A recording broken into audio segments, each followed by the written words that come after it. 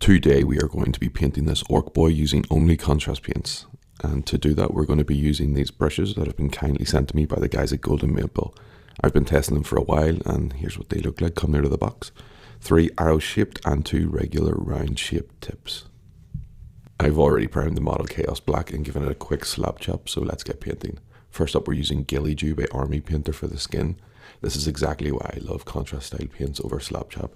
You immediately get loads of depth and it picks out tiny details like these scars without me having to really do any work. Next we're going to be moving to Black Templar for the trousers. These arrow shaped brushes have a larger belly that holds a lot more paint, but they still come down to a surprisingly fine point, which helps making getting around things like these awkward little stitches very easy.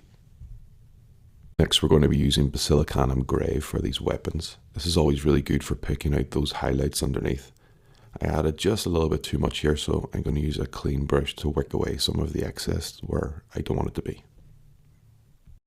We're also going to use that on his guns on the back and on the front, and the metal armor panel on his abdomen.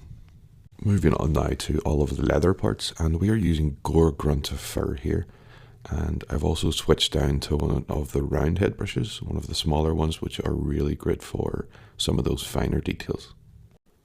I didn't want to use the same paint on all of the metal work, so I'm using Griff Charger Grey here on some of the wrist armor and also on the sword here to try and give that just a little bit more contrast.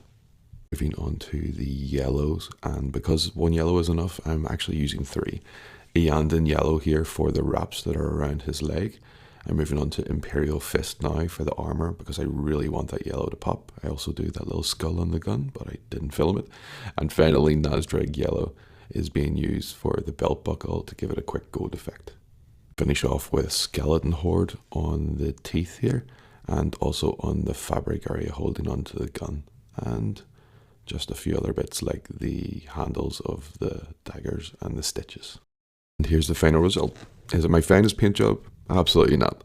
But for around 15 minutes of actual painting, I am pretty happy with it. Using this method, you could easily bash out a squad of 10 orcs in a few hours and have them looking perfectly respectable on the tabletop. Thanks again to Golden Maple for sending out these brushes. They've worked really well and I've painted around 50 orcs with them so far.